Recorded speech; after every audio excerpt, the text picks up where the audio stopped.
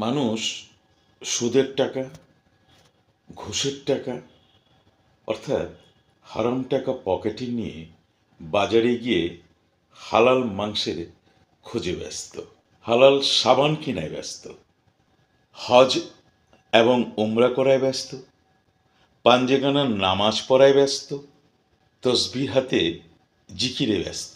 সেই ভোর রাতে ওঠে তাহাজ্জুদে ব্যস্ত, ওয়াজ নসিহতে ব্যস্ত।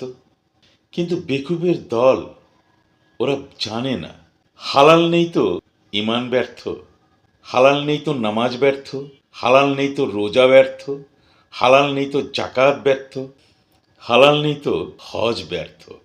যেমন ক্ষুধা নেই তো খাওয়ার ব্যর্থ, আর শ্রদ্ধা নেই তো মোনাজাত ব্যর্থ, ইবাদতই ব্যর্থ। কাজেই হালাল রিজিক ছাড়া সকল ইবাদতই ব্যর্থ। ইমানই তো মজবুত হবে না, আর যদি ইমানই মজবুত না হয় তাহলে সমস্ত ইবাদত বন্দেগি সবই তো বিফলে যাবে। কাজেই আমাদেরকে জাহিরি ঠিক করার আগে বাতিনিকে মজবুত করতে হবে, বাতিনি ঠিক করতে হবে, মনের ভেতরে আগুন লাগাতে হবে, হালাল রিজিকের আগুন।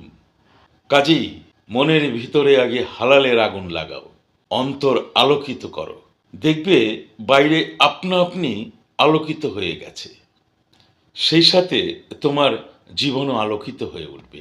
মুসলমানদের জন্য সবচেয়ে ভয়ঙ্কর এবং কঠিন সত্য হচ্ছে আমরা শুধু নামে আওলাদে রসুল, আসলে আমরা কাজে কর্মে আওলাদে আবু জাহেলে রূপান্তরিত হয়েছি।